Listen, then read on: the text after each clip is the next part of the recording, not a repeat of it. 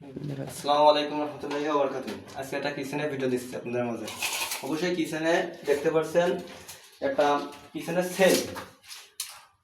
সেলটি হলো 3 ইঞ্চি ডাউন।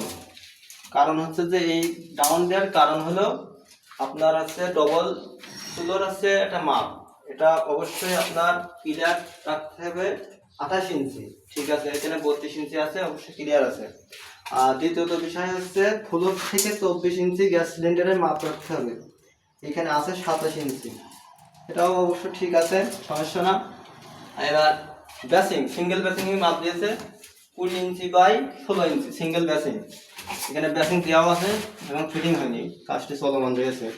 আর একটা দিয়েছে হচ্ছে সেল দিয়েছে 18 ইঞ্চি, নিচে থেকে ক্লিয়ার হচ্ছে 27 ইঞ্চি। অবশ্য 3টে সেল দিয়েছে, এই রান্নাঘর কিচেন ঘরে 3টে সেল দিয়েছে। প্রথমটা দিয়েছে 27 ইঞ্চি উপরে, দ্বিতীয়টা দিয়েছে 23 ইঞ্চি উপরে, তারপরেরটা দিয়েছে 26 ইঞ্চি। অবশ্য এটা 2 ফিটকে দিলে ঠিক হতো, সমস্যা না, এটা ঠিক আছে। আর রিংটনের মাপ দিয়েছে হচ্ছে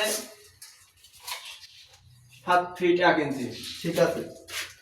রিংটনের মাপটা ঠিক আছে, সমস্যা না, সব কিছু কাজটি সবই ঠিক আছে। কারণ একটা জায়গায় ভুল আছে, এটা হচ্ছে এ পাশে ঠিক আছে, এই যে জায়গা রেখেছে ডাউনটা আকার যে বেসিং আকার যে মাপটা এই জায়গায় অবশ্যই 2 ইঞ্চি সরাই নিয়েছে, এটাই নিয়ে এসেছে ভুল, তাছাড়া কোনো ভুল নেই।